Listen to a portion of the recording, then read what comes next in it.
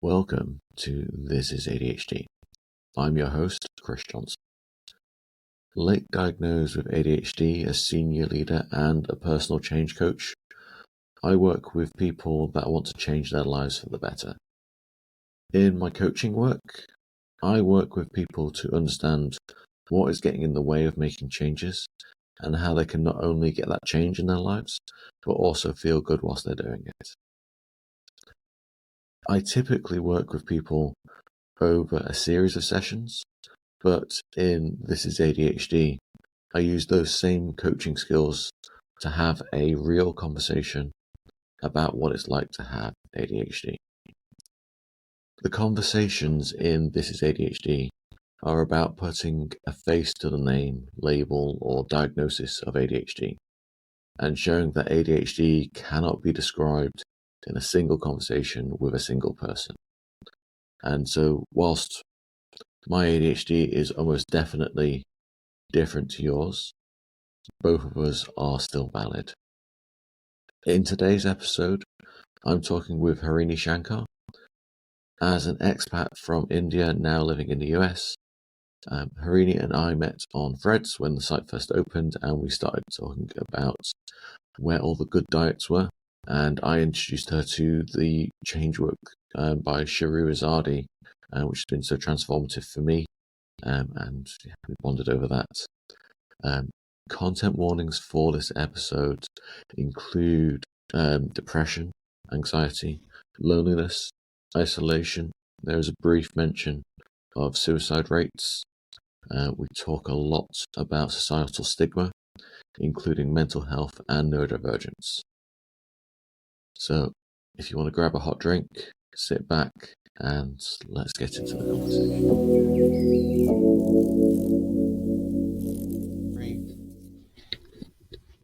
And today I am joined by Harini Shankar. She is a mom of two. She is a wellness entrepreneur and an advocate for physical and mental health in women. Hi, Harini. How are you doing? Doing pretty good. How are you? I'm doing good. I am excited about this conversation. We've been chatting for so long about this, even before starting the recording. Quite a bit. Yeah. So just really briefly, what do you call your ADHD? I call it a fuel for relief and rage all at the same time. Love that. It's not been that long since my diagnosis. So and I got it at a time when I was most desperate for answers.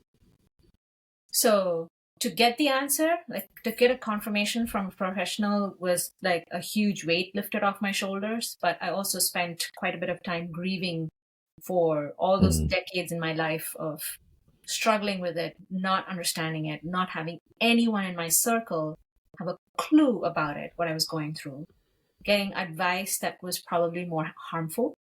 And to live with that for all these decades without knowing that, and from grief, there is a bit of rage there. Especially when I found out there are so many of us who are being diagnosed late in life and have been living for decades not knowing. Yeah. And how did you kind of go from not knowing you had ADHD to ADHD? Well, this is actually a long story. I wonder if it's okay going into the long version of it. Absolutely. Because so I have been in the US for about 17 years, but I've been living in India before that. And even after moving here, most of my friends we go towards or are attracted to the people like us. And so I was mostly with hanging around, immigrants like myself who are, struggling with the same struggles and learning the same, cultural differences and everything. And both in India, and especially in the US, loneliness has been something that's been a friend for a long, long time, and I'm beginning to learn that a lot of people with ADHD and other neurodivergent traits do have to struggle with loneliness a lot. Even people without, um, especially in the US, especially the pandemic has blown out the situation of how much loneliness is an epidemic.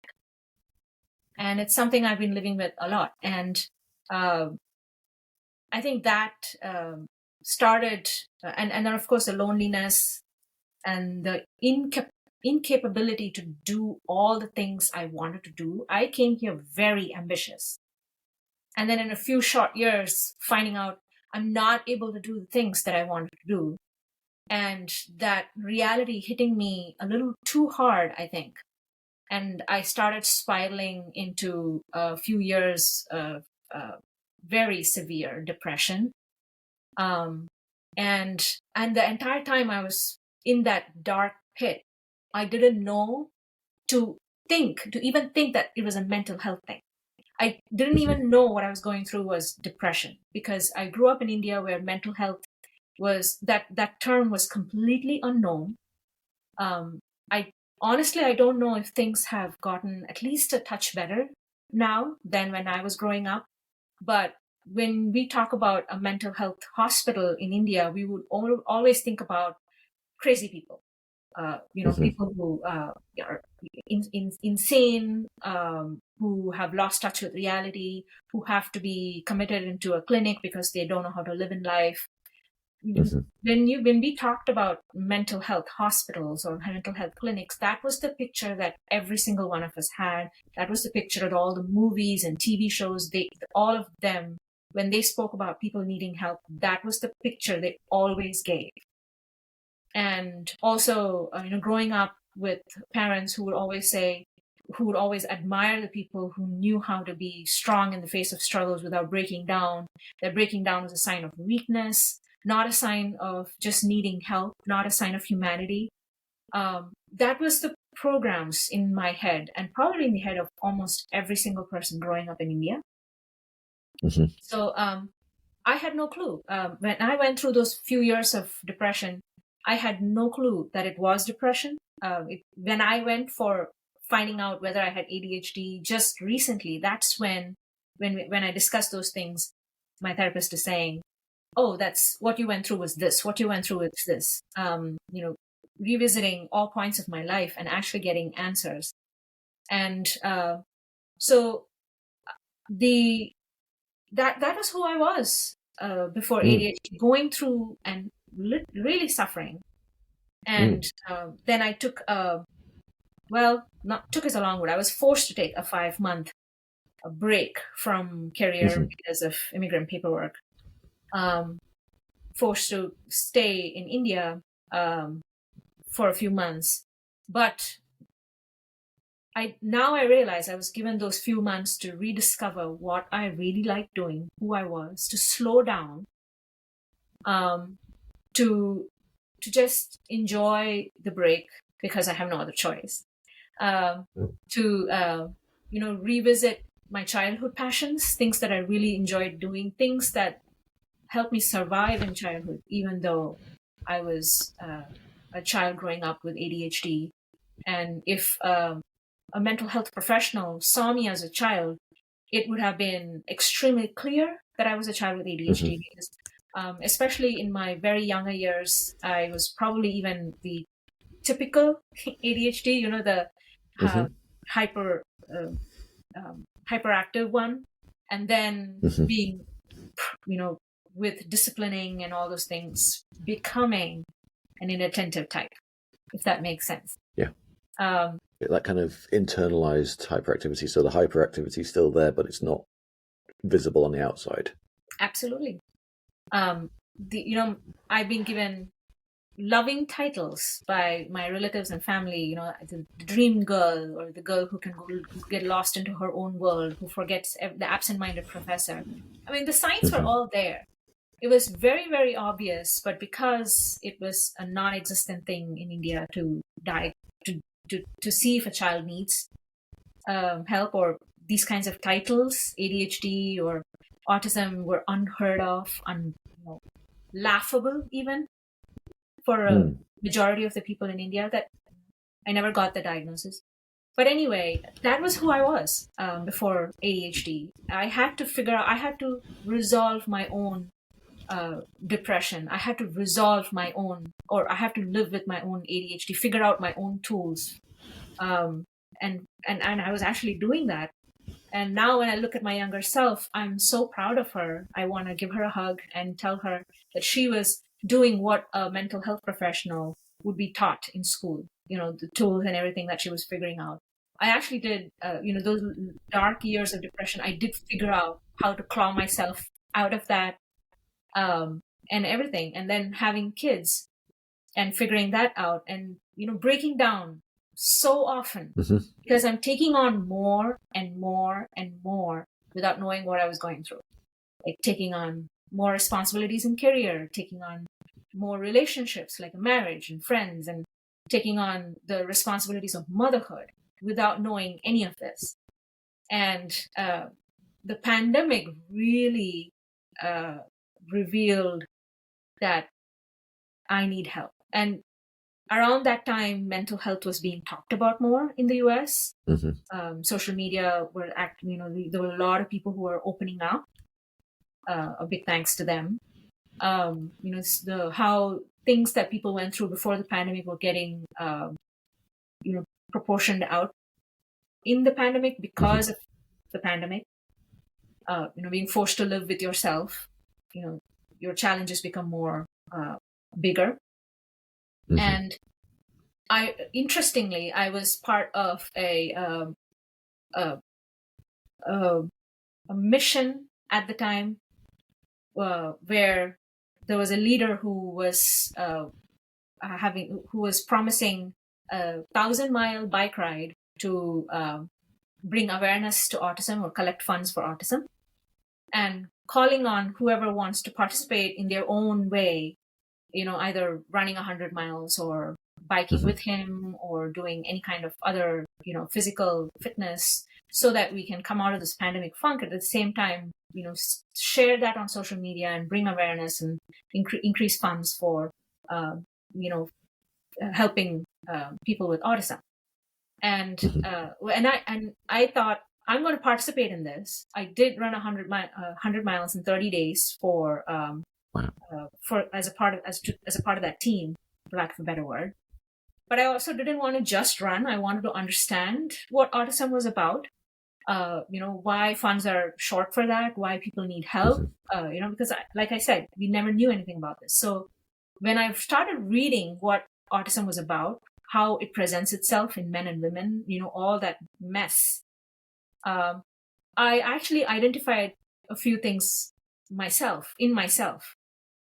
And I started reading about those traits specifically, the traits where you can get lost into something without regarding other needs, which is what hyperfocus was. But whereas people with ADHD, apparently their hyperfocus can shift from one subject to the other. People with autism, they have specific interests that they stick with, and they ideally might stick with for life. But I was reading about all those things, and I figured, and I identifying myself in some of those traits, and I thought, this is hitting too close to home. Maybe I should explore this, or maybe I should reach out to a professional and actually find out if I actually do have one of these things, and which would probably even answer so much in my life.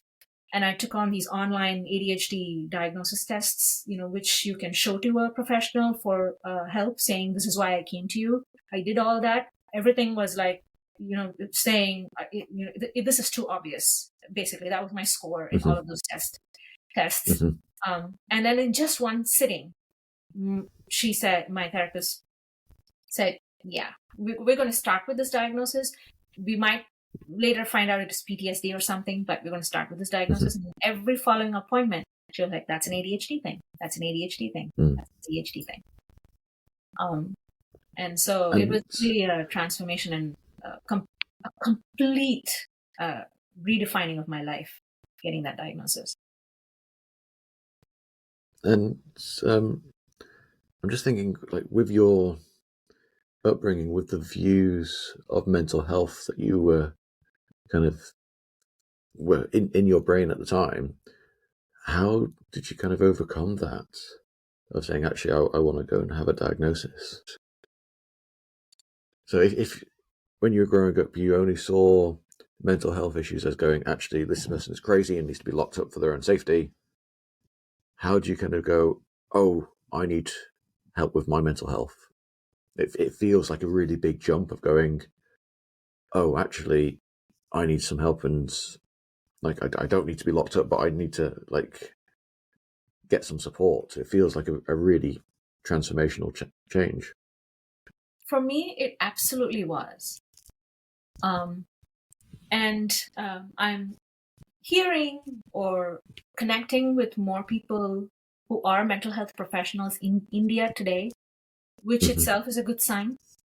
Like child mental health professionals, and careers like that. So I'm hoping things are inching better today. But if I was still living in India with the chaos of it, where I would have zero time to go and explore things online and learn about things myself. If I was still living in that environment in India, I still wouldn't get that. I wouldn't have gotten that diagnosis. It's I think it's that innate curiosity that a lot of us have, wanting to learn more and wanting to understand some things more. And when subjects like mental health come up on social media, I think people with ADHD, a lot of us, they call it the rabbit hole, where we spend an entire night without sleep, without food, trying to understand a subject and becoming overnight experts in something. That's who we are. And living in the US, I think the living with mildly lesser chaos than the world of India is, having little breathing space to feed my curiosity, to explore things here. I think that definitely helped. I became a wellness entrepreneur, or rather an aspiring wellness entrepreneur, if I'm being honest, way before I got my diagnosis. And so the curiosity to learn about overall aspects of health and how nutrition feeds into that mainly has been something I've been reading a little bit about consistently for several years. That is definitely one interest that hasn't waned. That is definitely something I can still hyper-focus on, that I'm still passionate about, that I still love to learn and understand and play a role somewhat in breaking barriers and reaching out to people. And so I've always been learning about that. So I think it was just a matter of time, as someone who's been educating themselves about wellness, to land somewhere here, to say, oh, this is a mental health thing that I need help with. Just that recognition.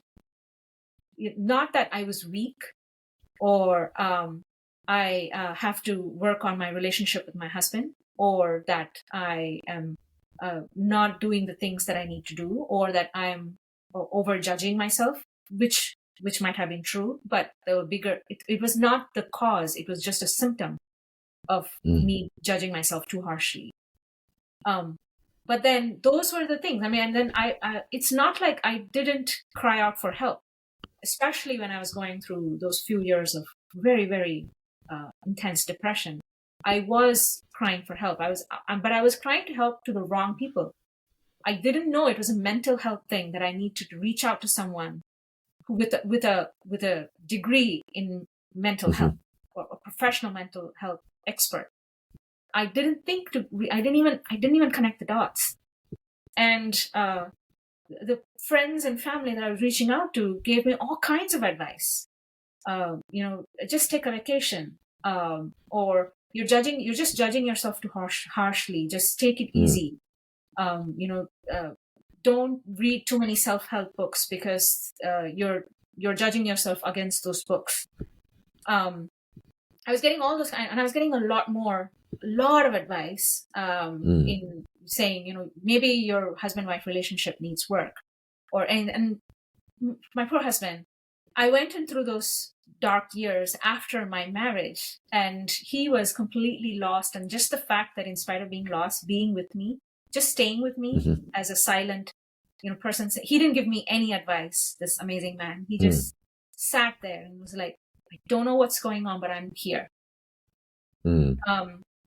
I think that's at least that was a huge help in at least coming out of this, because I did come out of those dark years without a mental health professional, and I would not recommend it at all.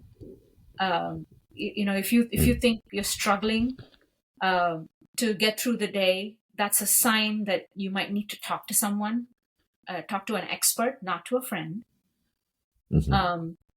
But the thing is, I didn't know in those years. I did not know unless I do owe this pandemic for that knowledge. For that for I owe the people who started speaking more about mental health online, that made it accessible to me to Mm-hmm. explore. And Yeah. I owe it to the movements that people did, like the 1,000-mile bike ride and other things where people were talking about supporting, funds for autism, or funds for, even homeless veterans who are going through Mm. mental health challenges themselves.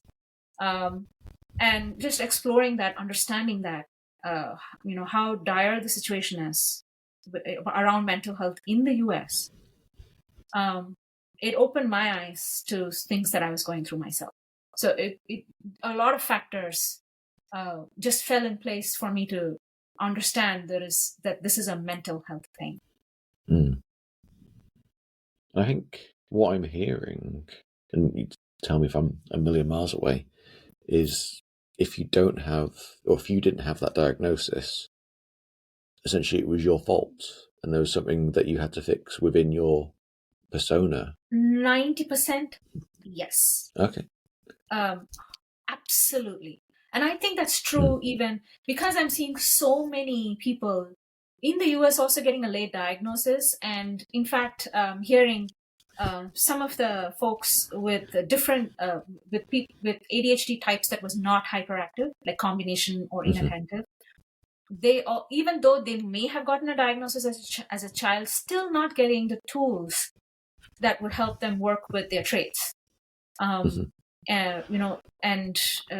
just playing around with medication, which also probably is better today than it was 30 years ago, I would think.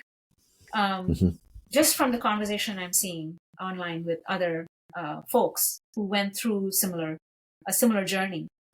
90%, like I said, I would get loving titles.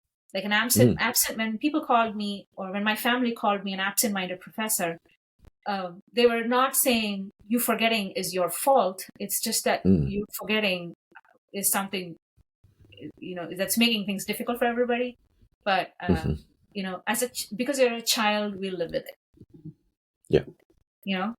But as an adult, yes, it's all your fault if you're late to an appointment. And honestly, if I myself didn't know I needed to explore the side of mental health and seek help, how would someone who's not going through anything relate to that, right? Unless we talk about it more, unless we bring up the subject more, and we're exploring a lot of things when a lot of voices are talking about their mental health, or talking about their neurodivergence online, and there are people who don't fall into that into that umbrella, questioning it, or not understanding, not accepting it maybe, but at least they're listening. If their information is reaching their ears, so that if they do see someone struggling because of all this information online, they might say, maybe you need to ask for help. I don't know. But when I myself, someone who's going through it myself, didn't have that information, didn't understand, and I was blaming my own self, yes, I can say that other people were blaming me, other people were pointing fingers at me and saying it was my fault. it was a responsibility. If I wanted to be on time, I could be on time. If I wanted to Mm-hmm. remember something, because I would remember it. People would say that, but can I really blame them Mm. for the lack of information, for the lack of Mm. access to awareness? Um, Yeah. but whether I can blame them or not, whether I can accuse people for for putting me in a shell or not, Mm-hmm. I still struggled. No one can take Yeah. away from that. The Yeah. struggle was real, and you're absolutely right. And the struggle was my fault. Mm. And I wonder as well if there's that thing of other people not necessarily blaming you, but you blaming yourself. That voice was definitely the loudest. Mm. Um, and if a person didn't blame, like, here's the thing: if a player, it's that Mm. if a person wasn't blaming themselves and then laughing it off, then other people would be very quick to blame you. But if a Yeah. person was beating themselves up too much, even for the others, they might say, "Okay, you're going too far. You're beating." You get the dynamic. Yeah. So it's like, what came first, the chicken or the egg? Obviously, Mm. the blame I'm putting on myself is because of the expectations of the system. I didn't start blaming myself right from childhood. It's not an innate Mm-hmm. trait of mine to blame myself for Yeah. everything. It was definitely a consequence or a program that came up Mm. as a result of the upbringing or the place or the situation I was growing up in. But especially as an adult, I was definitely blaming myself. That voice was extremely loud and extremely Mm. constant. Come on, can't you even do this? That whole system that we have right now, of the regular 9 to 5 job, of doing Mm-hmm. all the chores at home, and don't even get me started on the gender tropes in India. Mm. It's extremely rigid. Mm.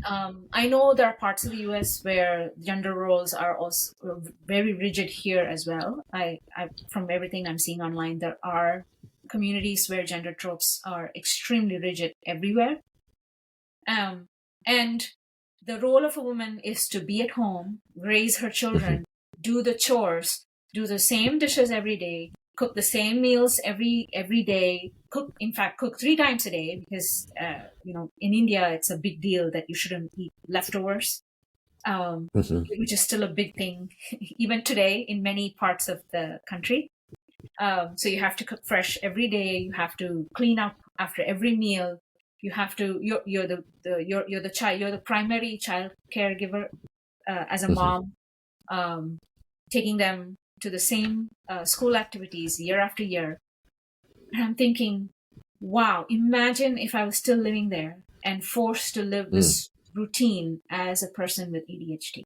Even here, I mean, even in the US, I do Mm. struggle, but I'm living with a partner who's completely 50-50 partner in terms of everything that needs to be done in the household. Sometimes 60-40, sometimes 70-30, depending Mm-hmm. on what I'm going through.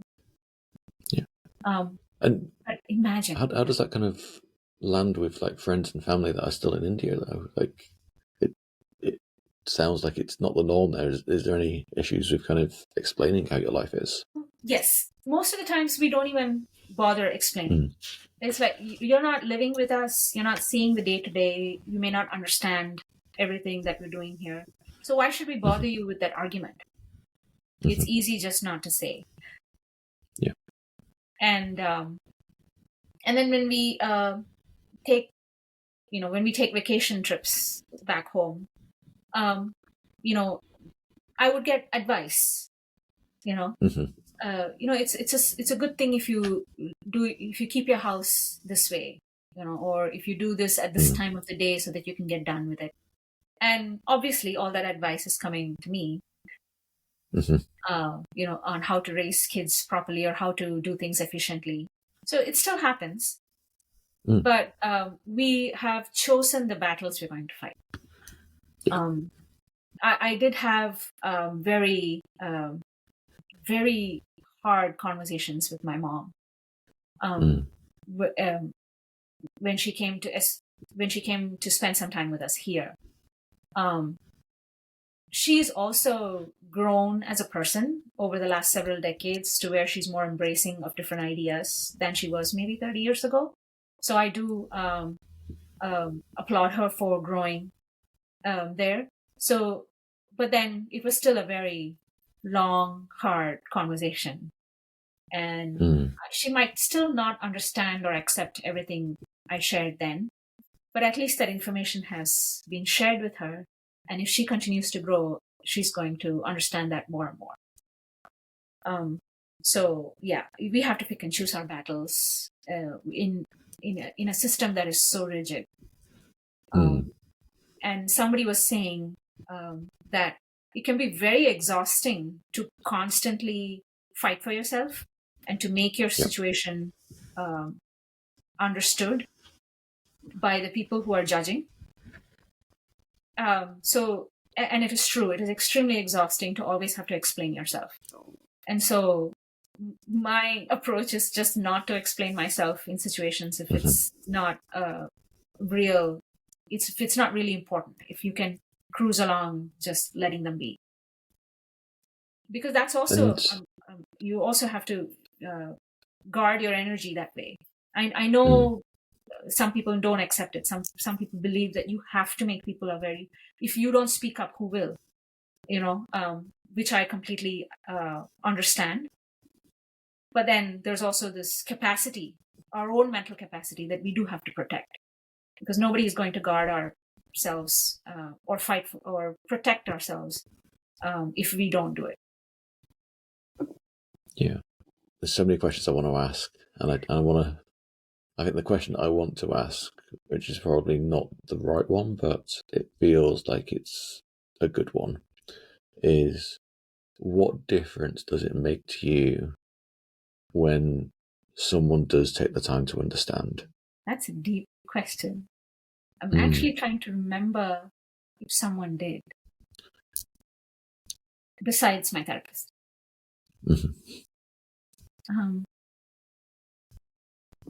Because as wonderful as he is, my husband hasn't come and, well, no, I take that back. He has come up to me after every appointment asking, how did it go? Do you want to share what you discovered? And then saying nothing after that. Just being there and listening to everything I learned in that appointment, everything I discovered about myself, or the work that I might need to do now, the little exercise sometimes that I might have to do. And the first time my therapist just did the same thing, just sat there and listened without interrupting, without offering advice, without suggesting things that I can do, but instead just listening to my struggles. I broke down so hard. I think I don't think I recovered the rest of that appointment. Because it's not happened before. This is just my opinion from my very small world perspective. We're talking a lot about this online. Not just ADHD, but a lot of things. I mean, I'm seeing more people open up about bipolar, schizophrenia. We're hearing a lot of discussions and attempts by people to understand what their world looks like, which makes it very easy for someone, if they're not experiencing it, but if they're willing to listen and read and actually open up to that, it makes it very easy to be empathetic because of sharing all that. But at the same time, I don't think, even though we're speaking so much about this online and opening about this, I don't think there are enough people around us who are actually listening. You know what I mean? To sit with us in person and just not button or offer anything and just listen. I don't think there's many people who know to do that, or who even know how rare it is. Because once you ask that question, I'm thinking, other than my husband, I don't think outside, and my therapist, I don't think there's anyone who's actually sat and wanted to listen like that. And so it's an epiphany right now for me to realize how rare that is. And how much I can maybe make a difference just by listening. And not listening the traditional way. Like if you're not someone who's comfortable with eye contact or who's comfortable with, giving that kind of listening signals, oh, yes, really, or, even if you can't do that, but you're actually paying attention to what someone is saying, I think it's everything to that other person to have someone listen to them, to listen to their experiences and just allow them to pour out. It's unfortunate that we need to pay someone to listen like that. I know it's a different healthcare system, is a different picture altogether in UK, but in the US we still have to pay the therapist with some out of pocket and things like that. It's still an expensive access here in the US, unfortunately. But it's just now that you asked that question, it's amazing that we have to pay someone to actually just sit and listen with us. So yeah, it's everything. I think, because I feel like some people might listen to this and feel guilty if they go, oh, I sit and listen. It's that thing of like, it's totally normal, of that thing of we listen and we try to help and we try to offer solutions, and it's difficult to sit in silence and listen, of saying, actually, I'm helping by paying attention to you. It's absolutely a skill. You're right. It is difficult. In fact, we ourselves with ADHD, I've heard a lot of us, it's not a defining trait of ADHD, but a lot of people with ADHD want to button when someone shares an experience saying, I go through that too. It's very hard to not do that and just allow the other person to pour out. You're absolutely right. And I think, like I said, you have these gender roles where you have to go for work and you have to cook meals every day. You have to exercise. You have to keep your house spick and span. You have to maintain your car and your devices and mow the lawn. And you have to do so many things to live the normal life, that where do you find the time there to sit and listen and give undivided attention to somebody also, right? I feel like this entire the structure of the typical life itself can, we can change it up a bit, because it's not just ADHD. This is too much for anyone to do, and then someone with ADHD, it's a nightmare to say you have to do this every day. The cooking, the laundry, the dishwashing, the chores to take care of the kids. The school drop-off, the school pickup, the school, again, then there's 1,000 emails coming from the school corporation or the teachers to give transparency, but then you can't keep up with all of that. It's just too much. And it's like, I mentioned this to you before, it's like taking a fish out of water, a fish that is so gifted in swimming and exploring the water world.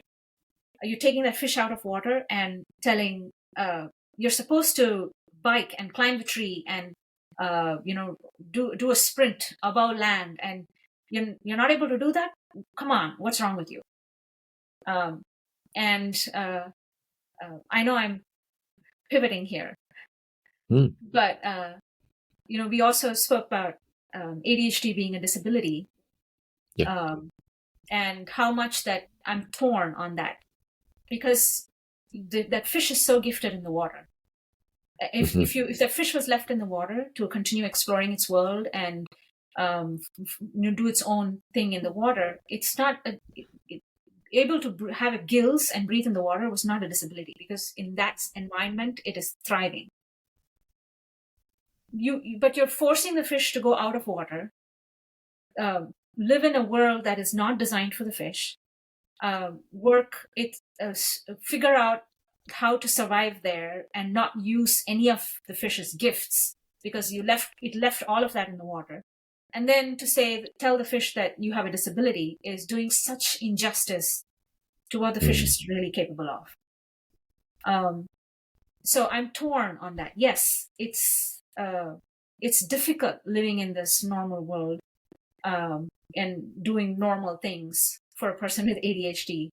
But is that really a fault of the person with ADHD, or a inability or a deficit in the person with ADHD, or is it a deficit in the system? I have a lot of thoughts there. Yeah. If that system was designed, I was just saying how some kids who were diagnosed with ADHD as a child still struggled because they still didn't get the tools or weren't given opportunity to have a system designed to make their mind work in the greatest way possible. And if you can just work, imagine if a person with ADHD had a calling or a career which was not time bound, which was not like a 9 to 5 rigid thing with specific timed meetings or any of those kinds of time bound things, but more of a creative space for the person with ADHD, where you just give them an environment where they can use the tools like body doubling, hyperfocus, just encouragement, a listening ear, just having a system designed for them that way. Would they really be struggling? Would they really have a disability? Or even a system where they have a community that helps them take care of the normal things like eating on time or feeding their family or getting chores done or whatever. Would they really feel like it's a disability at that point? So I have a lot of thoughts there which are still evolving, but yeah, I can pivot a lot into this, even though your question had nothing to do with it. It's a good answer though, and I think it where my head is at the moment. I'm thinking about an ex-boss of mine, and we had a chat recently, and he was saying to me, "Chris, when we worked together, I could give you anything and you would get it done." And I was like, "Yeah." And thinking back to his management style, it was very heavy on trust. It was very heavy on compassion, and it was very heavy on going I'm going to give you the problem, I'm going to explain why it's an issue, and I'm going to leave you to get on with it, and you're going to come back and you're going to have a solution. And it was that thing of fully empowered ADHD of going yeah. And I did have to turn around to this ex-boss of mine and say, yes, yeah, you could give me anything at that time because you were asking me and you were empowering me. And it's those things that to remove those structures that get in the way of ADHD, of going, actually, that's how I was able to do it. And even now I get asked in my main job, how do you do this stuff? And I kind of laugh because there's a lot of coordination, there's a lot of chaos in my normal role. And they go, well, how do you do it? I go, well, I've got ADHD, and people laugh at that. And I go, no, genuinely, this is how I deal with it. I have ADHD. I can focus on 25 projects at the same time because that's what's happening. And in a crisis, brilliant. I can totally do that. It's a skill that can't be taught because it's part of the way that my brain functions. And by having that ability and having that space to be able to do what I do best, I'm able to thrive. I mean, you just shared a real world example of everything I just said. And it's not, and it doesn't take much, does it, to create a system that's empowering for us. It doesn't take too much to tweak in the system. We don't have to reinvent the entire thing. We just need to, make a few changes and have someone understanding. And like you said, trust is very big for us. I have so much to say there. Tell me. No, I'm sure you would relate to this, how much our short-term memory can fail us sometimes. And was it in your podcast that I heard you say, or was it someone else who said, not only that we have a short-term memory that doesn't cooperate very well or tends to lose things out a lot, but we are also very creative in filling those gaps, and we might swear something happened when it absolutely didn't. But we have a very clear memory of doing that because our memory filled in those gaps for us. Um, but when something like that happens since childhood, when we have a short-term memory that is not cooperative, and when we say we remember one thing, but everyone around us are saying that never happened, or you're not remembering it right, it didn't happen this way. And right from childhood, we start to lose trust in what we remember or what we recall. And that is an extremely debilitating thing for self-image, for having belief in ourselves. And we start to doubt ourselves constantly because of how frequently our memory has been challenged. And in fact, some of the most recalled events from my past by the people who love me are events where I forgot something ridiculous. And yes, they recall it with absolute love and absolute bewilderment that, we have this incredible person who just forgot this, such a huge thing. This is a highlight of my life for them. But, and they do it with a lot of love, and I love those people, and they are very important people in my life. But you don't trust your memory. You don't trust yourself in many other things when your own memory is uncooperative. And for someone with such a low self-worth to then come into a place where someone can trust us, saying, I trust you to get this done. It's such a huge and rare thing to have from that person, that we want, and that we go overboard with our efforts and tools to be accountable to that person who trusts us. And so, that self-worth because of memory is, I think all of us with ADHD might be able to relate to that. It's such a huge part of our lives. And one of the biggest parts of of healing from the past struggles with this diagnosis is being able to still believe in myself in spite of all those memory gaps, in spite of having an executive disorder that struggles to do basic things. And memory, yes, forgetting things that were told to me just 5 minutes ago. And when I say forgetting, it's not just because I was caught up with other things. It's incredible how 100%, like, there is absolutely no memory of that happening 5 minutes ago. That's how much our memory works with us. That's to just work on our self-belief and accept having to live with these things. I think it's very, very, it does require professional help, I think, to be able to grow ourselves in spite of everything we're going through. And from the many people I've spoken with, even with the meds, and even if meds do work, that memory thing is always going to be a constant battle. You still have to remember to take the meds the next day. And you might still forget at the end of the day when they wear off, or when your energy is sapped by the end of the day, that it takes more out of our memory workability, for lack of a better word. We forget more end of the day because we're tired. So like you said, just having someone to trust us in spite of all that, and say, you have a capacity, there is something that you're truly capable of, and I'm going to trust that you're going to do this. You're going to work with your tools, you're going to work around everything they're going through, and you're going to get it done. And we will go all out for that person because it's so rare. I think I say we, ADHDers, or specifically myself, I will return 100 times what you give me. So if you give me trust, I will give you implicit trust. If you give me empowerment, I will really kind of return that back to you and say, this is what we've done together. If you give me mistrust, if you give me inconsequence, then that's what you're going to get in return as well.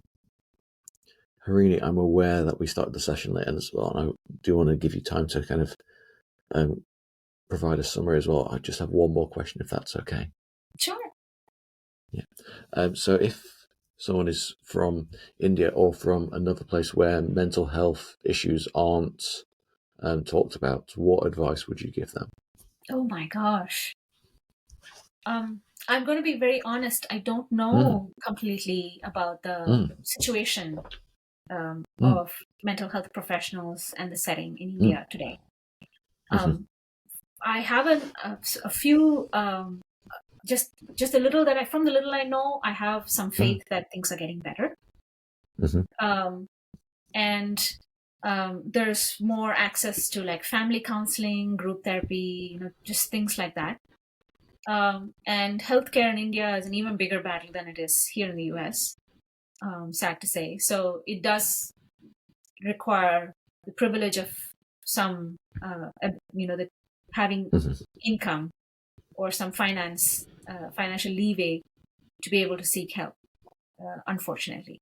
If my past experiences are an indication, there are resources online to at least give some education to ourselves as to what we're going through, and maybe even some tools. I know what I'm saying is not much of a help, if I'm being honest. I mean, online resources will never replace a professional input. But I can say this, that if we're struggling to get through the day, either because of a poor working memory, or because of an emotional onslaught, or because we're finding ourselves dragging because of, say, depression, or going through the lows of bipolar, for instance, we're really struggling to get through the day. And you've never gone through, you've never had a mental health evaluation, you've never gone to a professional, you don't even consider that, if the way I was, if that's how you are also, that fact that you're struggling through the day is a sign that you may need to talk to someone. It is not okay. Struggling to get out of the bed, struggling to eat something, just feed yourself, or struggling to be a parent because either you don't want to, because you can't, you don't have the energy, or because you're forgetting a lot. It's a sign that we probably need some help. That's a very clear sign. And there are too many people in India who are struggling like that. It's intense how much the struggle is. There are some scary statistics about suicide in India. Very scary statistics, and the income difficulties, on the concept of honor and mental health, they all mesh into this crazy web that contributes to that statistics. So it is a very serious problem. So at least know that if you're struggling to get through the day, it's absolutely a sign that you might need to look for some help. Thank you so much. Harini, how can people follow you, get in touch with you, and just follow up afterwards? Well, I am there everywhere on the social media. I have a Facebook page. I have an Instagram presence. Maybe one on TikTok, but and on Threads, and I'm everywhere as Health It with Harini. And at the moment, I am most vocal about these things, and I talk about these things a lot and more on Threads. Simply because, as a person with ADHD, just typing my thoughts instead of having to record videos and carousels seems very simple right now. So you'll find, if you do want to learn more about the things I'm discovering and learning about mental health and women's health, everything that a woman goes through, the phases and all that, I talk about that a lot. But yeah, you can definitely find me there. And even though you'll see that my Instagram and Facebook content has not been very active lately, I am extremely responsive on message. If you have anything that calls you to have a chat with me. Wonderful. Thank you so much, Harini. I've been a little bit teary-eyed today listening to you. It has been really informative. Thank you so much. Oh no, thank you so much for doing this, Chris. Just the last few episodes, honestly, what Chris went through, it's been a nightmare for me. My current nightmare is having ADHD and another illness that demands a routine to stay alive. And if I have to live with both of those, I think it's a nightmare. And that there are people who are living like that, who have an illness like diabetes that needs them to have a very, very strict routine. But then they also have ADHD that fights that routine every day. So having people on that talk about those things and talk about so much more. Thank you so much for doing this. I hope a lot of people are, able to see the different voices and know that of all things, they're not alone. Yeah. No, you're more than welcome. I do this. Yeah. Because I'm not important on this one. It is about the people who are listening to this, and it is about the guests that come on. So thank you. I'm going to stop the recording there.